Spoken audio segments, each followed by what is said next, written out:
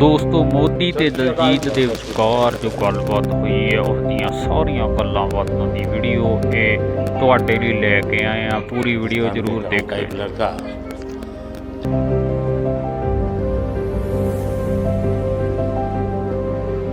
हिंदुस्तान के गांव का एक लड़का जब दुनिया में नाम रोशन करता है तो अच्छा लगता है।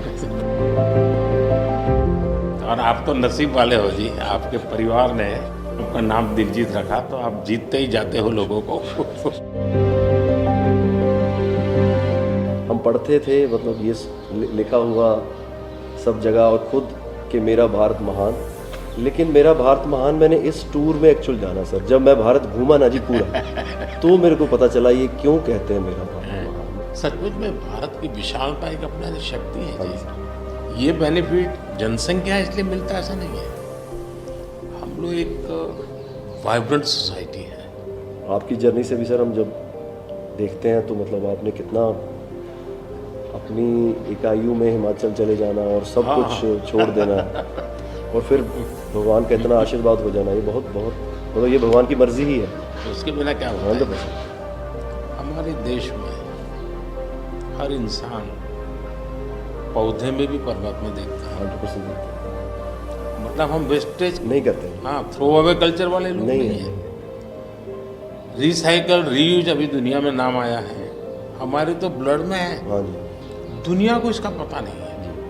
कभी आप अपने कार्यक्रमों के द्वारा ये जरूर कर सकते हैं कि भारत के लोग पर्यावरण की रक्षा कैसे करते हैं। अब जैसे मैंने अभी ये कार्यक्रम चलाया, एक पेड़ माँ के नाम, अपनी माँ को याद करते हुए, माँ जिंदा है तो माँ को साथ ले जाओ और पेड़ लगाओ, माँ की जीवन समृद्धि बन जाएगी वो। और माँ जिंदा नहीं है तो फोटो लेकर के जाओ, लेकिन माँ को कहो माँ तुम्हारे लिए। तो अपनी माँ जिसने हमें जन्म दिया और ये धरती माता जो जीवन देती है, दोनों को हम एक प्रकार से आज करोड़ों लोग ये काम कर रहे हैं। हाँ। भारत में सबसे बड़ा अगर कोई जादू जिसको कह लो तो वो योग है। और जिसने योगा को अनुभव किया है वो उसकी ताकत जानता है। हाँ जी। आपको ये बाहर जाते हैं तो अनुभव क्या आता है?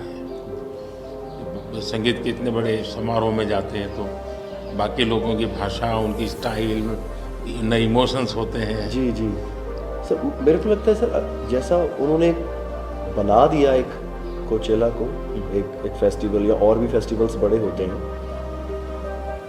हम तो बहुत ज़्यादा बड़े कर सकते हैं यहाँ पे सर। और लोग दुनिया भर से ट्रैवल करते हैं ऐसे फेस्टिवल्स के लिए। तो हमारा तो इतना रिच कल्चर है, अगर हम ढाबे में बैठ के भी खाना खा रहे हैं और कोई राजस्थान में गा रहा है तो इतना सुरीला गा रहा है कि बंदा बोलता है कि मैं गाना छोड़ दूं यार, ये इतना अच्छा गाना गा रहा है। और मैं प्रोफेशनली गाता हूँ, ये बंदा प्रोफेशनली गा भी नहीं रहा और मेरे से अच्छा गा रहा है। इतनी ज़्यादा उनके अंदर कला है। वो लोग बना के बैठ गए, और अगर हमारे इधर कोई ऐसा डेवलप होगा तो दुनिया भर से लोग, मेरे मन में एक कल्पना है, आ सकते हैं सर। मैं सोच रहा था कई वर्षों से, लेकिन अब वो मैं इसको कर रहा हूँ। वेव्स, मेरा मत ये है कि इतना बड़ा देश और दुनिया की सबसे ज़्यादा फिल्में यहाँ बनती हैं। हाँ जी सर। दुनिया में सबसे बड़ी क्रिएटिव इंडस्ट्री यहाँ यहाँ तो मैं यहाँ वेव्स एक बहुत बड़ा मूवमेंट खड़ा कर रहा हूँ और दुनिया की क्रिएटिव वर्ल्ड को मैं इकट्ठा करने वाला हूँ अप्रैल में जी। अब दुनिया का क्रिएटिव वर्ल्ड का सेंटर हिंदुस्तान।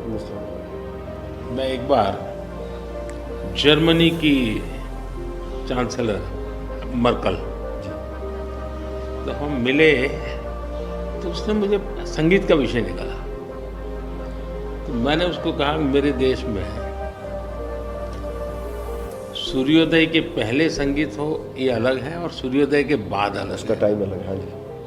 मैंने कहा मेरा अलग अलग प्रहर मेरे यहाँ होता है, हर प्रहर का संगीत होता है। फिर मैंने कहा सैड सिचुएशन है तो एक संगीत है, जॉय है तो एक है। तो फिर उनको बड़ा इंटरेस्ट लिया।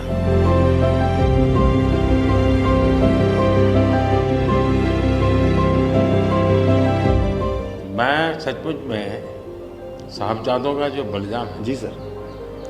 लेकिन सिख परंपरा ने उसको जिस प्रकार से निभाया है, जी अद्भुत है। मैं तो पंजाब में रहा हूँ तो मुझे मालूम है, माता गुजरी और 7 दिन तक लोग सोते नहीं थे, सच्ची नीचे सच्ची सोते जमीन हैं। पे सोते हैं जी। हाँ जी, मुझे खुद को बड़ा इमोशनल फील करता था। हाँ जी, तो फिर मैंने यहाँ आकर के 26 दिसंबर को हाँ जी, बात वीर बाल दिवस मनाता हूँ, हाँ जी, और मैं देश के हर बच्चा को चाहता हूँ कि वो समझे कि कैसे वीरता होती थी, जी सर। आस्था क्या होती थी। कच्छ के अंदर लखपत में गुरुद्वारा है। 2001 में जब भूकंप आया तो उसको काफ़ी नुकसान हुआ गुरुद्वारा। गुरु नानक देव जी वहाँ रहे थे, तो मुझे बड़ी गहरी चोट पहुँची। तब तो मैं मुख्यमंत्री नहीं था, लेकिन मैं तब एक वॉलेंटियर के रूप में वहाँ कच्छ में काम करता था। अच्छा जी, भूकंप के 9 महीने के बाद मैं मुख्यमंत्री बना। जी सर। तो मैं कच्छ गया और मैंने पहला काम तय किया, मैं एक गुरुद्वारा को बनाऊंगा। लेकिन मैंने दूसरा तय किया कि मैं वैसे ही बनाऊंगा जैसा उस समय बना था। तो ऐसे लोग कौन मिलेंगे, तो मैंने बहुत ढूंढा, मिट्टी कहाँ से मिलेगी उस प्रकार की। आखिर मैंने राजस्थान से कलाकारों को लाया, आर्टिस्टों को, और उनके मदद जैसा था वैसा बनाया। मैंने आपका इंटरव्यू देखा था सर अभी हाल ही में, इसमें जब आप अपने माँ और गंगा माँ की बात कर रहे थे, जब आप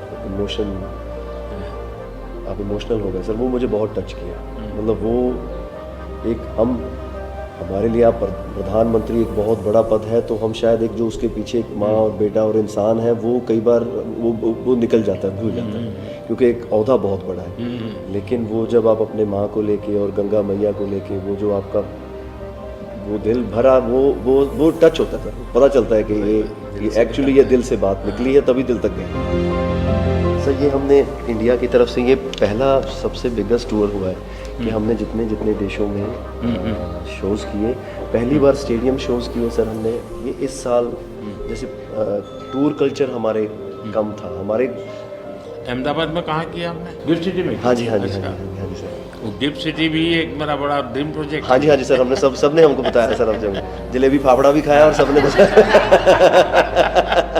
सबसे बड़ी बात है, मैं आपकी तारीफ करने के लिए नहीं कह रहा, नहीं सर,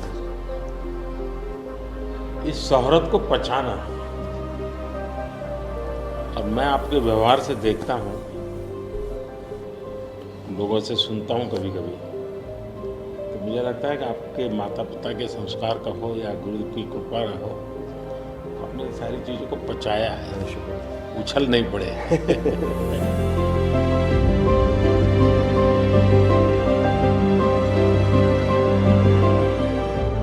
ਉਹ ਕਹਿੰਦੇ ਕਿੱਥੇ ਹੈ ਤੇਰਾ ਰੱਬ ਦਿਸਦਾ ਹੀ ਨਹੀਂ।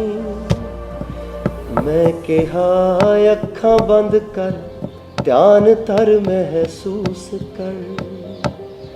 ਇਹ ਮਸਲਾ ਬਾਹਰ ਦੀ ਅੱਖ ਦਾ ਨਹੀਂ, ਅੰਦਰ ਦਾ ਹੈ।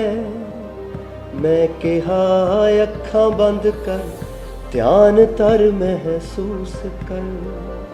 गुरु नानक ता अंग संग है, तू ही बस गैर हाजिर है। गुरु नानक गुरु नानक गुरु नानक।